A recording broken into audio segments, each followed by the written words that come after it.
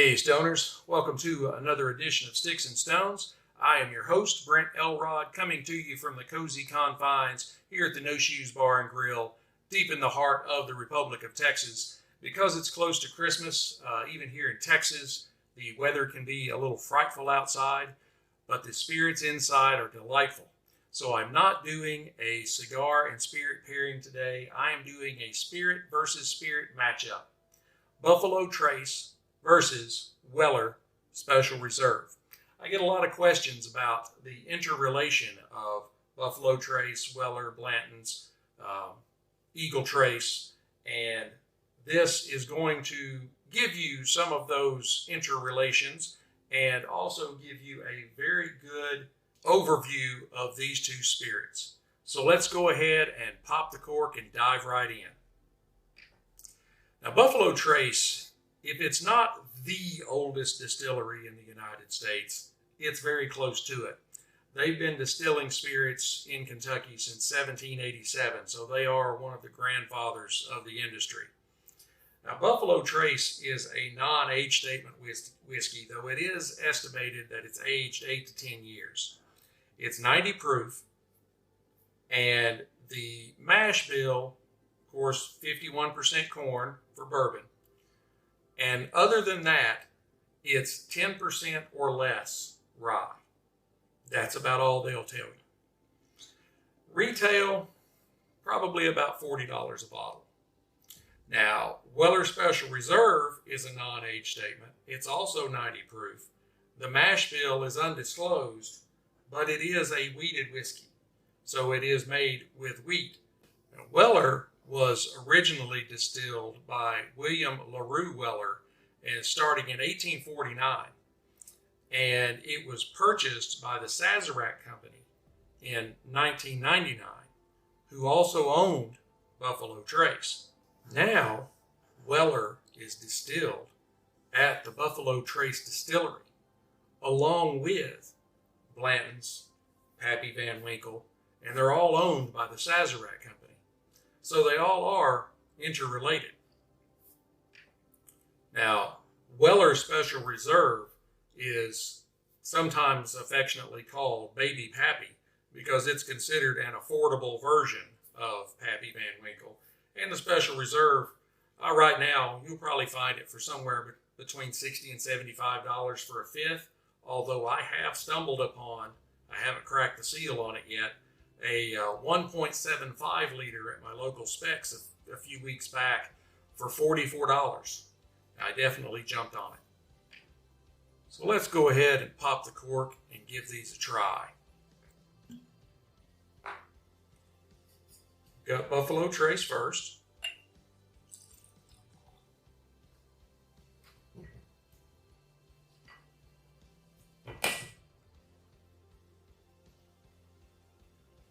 Now, Buffalo Trace has a beautiful, beautiful light golden color, maybe just a hint of red, of a reddish hue in it on the nose. It's simple and it's light, but it's kind of bursting forth with hints of vanilla and dark chocolate, a little bit of oak, maybe even some hints of caramel. It's not overpowering, but it's almost like a joyous rushing out of very subtle aromas. Now on the palate,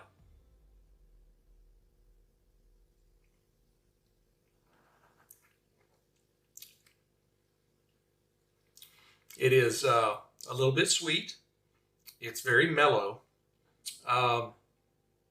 You get quite a bit of vanilla and a touch of spice. And let me try another one here.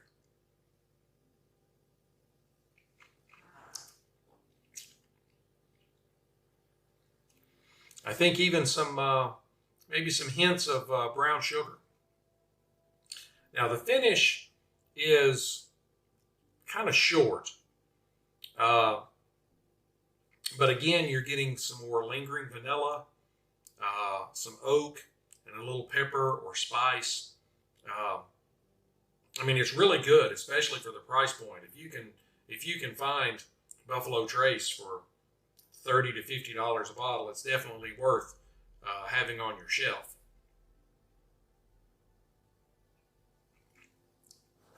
And it is excellent, just in a glass, no ice, no mixer. Although for the price point that you're paying, it could definitely be a mixer whiskey.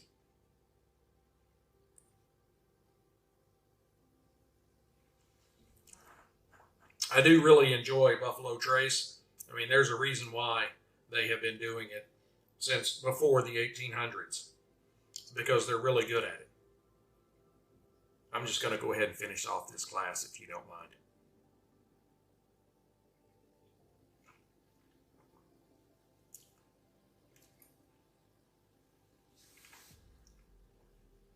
Oh, very good.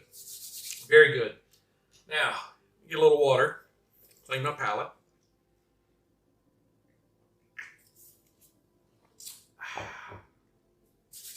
Next up, we have the Weller Special Reserve. Unfortunately, I think this is probably the only problem I have with the Weller is it doesn't have a cork. How can you be a great bourbon and not have a cork so you get that when you take the top off? I mean, seriously. The screw sound just isn't the same. But here we go.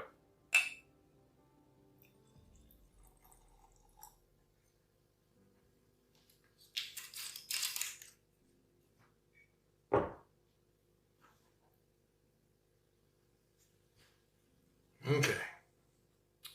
Now, the Weller is a little darker than the Buffalo Trace, but not by a lot. It has a little bit deeper golden color and still just kind of a hint of a reddish copper color to it. Now on the nose, quite honestly, I think the Weller, the nose is more subtle on the Weller than the Buffalo Trace. But I'm picking up some notes of vanilla. I'm getting some caramel. I do seem to be getting a little bit of honey in the nose on the Special Reserve.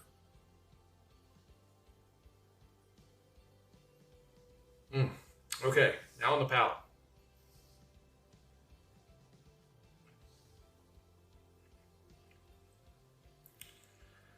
Now the Weller on the palate is even more mellow, in my opinion, than the Buffalo Trace. There's basically no spice to it at all. You get caramel, honey, just a very, very tiny bit of spice right on the edges of your tongue, just for a fleeting moment. I would really, and again, you're talking weeded to weeded, but I would compare it to a Maker's Mark.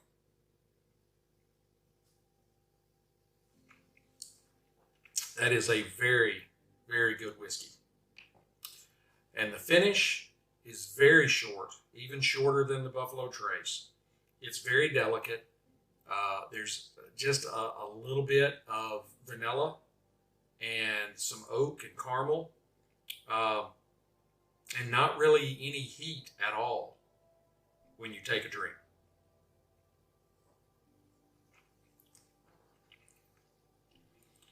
I mean, to me, I would think the Weller could be dangerous because you don't really feel like you're drinking a 90 proof spirit. Even though that may be low by some standards when you've got the 94s, 96s, and the well over 100s. But still, 90 proof will get the job done, especially if you don't realize what you're drinking. So, I would have to say that between these two, I do get some similarities with some caramel and vanilla and things of that vein. I also get some similarities in that they're both very subtle and very delicate. But I do believe that the Weller is better. It's, $25 or $30 a bottle more, so you would think it would be better. But to me, there's more enjoyment with less spice and less heat. That's taking nothing away from the Buffalo Trace. But just as far as sitting down with a glass, watching the fire burn, I think if I had both bottles sitting in front of me, I would probably reach for the Weller first. If I had to rate these two, I would give the Weller a 95, and I would give the Buffalo Trace a 93. These are both very, very good whiskeys, and you definitely need to keep a bottle of each of these on your shelf at all times. It's a must. I hope you have enjoyed this special version of Sticks-n-Stonez.